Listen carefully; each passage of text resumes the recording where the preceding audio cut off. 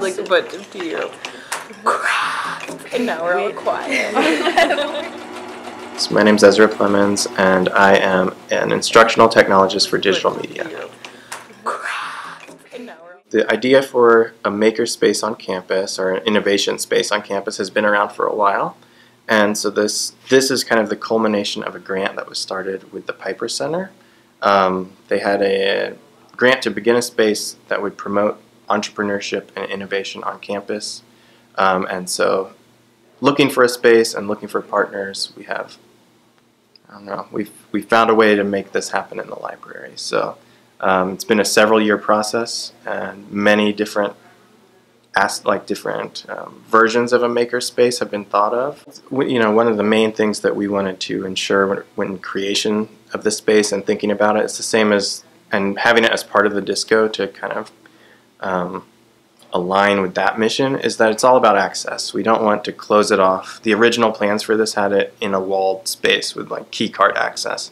And right away we realized that's not what we want. We want it to be a spontaneous place, a place where groups can gather, student orgs can gather and brainstorm, sort of think without a screen in front of them.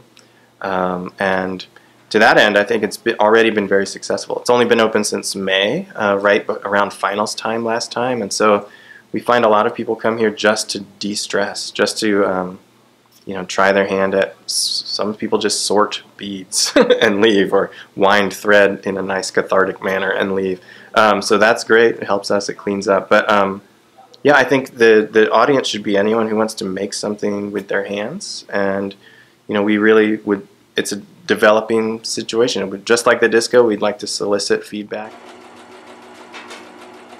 It's not a true engineering style makerspace, and we don't have table saws, we don't have CNC machines, we don't have these welding arc flaming soldering devices yet. But what we do have are kind of a smattering of different craft things. We have 2 sewing machines, 3D printers, a vinyl cutter where you can make stickers and things, and some of these have a direct interface with digital files and things that you can do in the DiSCO, but the rest is, we wanted it to be kind of an analog, hands-on complement to the DiSCO, a place for creativity and for a place for creativity and allowing people a space to kind of prototype things and build things to see where they can go next. It's been very successful. We had a lot of people here. At the end of finals, there was a wave of people making vinyl stickers, like skins for their laptop. There have been a couple classes actually being used here. We're starting to kind of have academic classes using the space.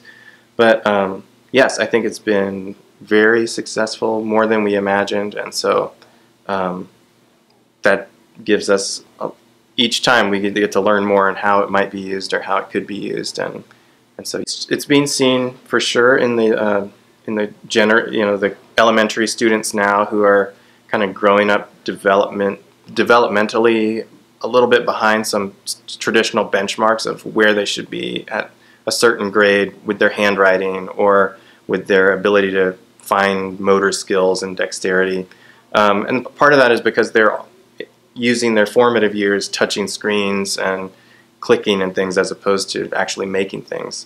But I think all the way up to students now and even staff now who haven't done a lot of hands-on work, using a tool, using a saw, using these mechanical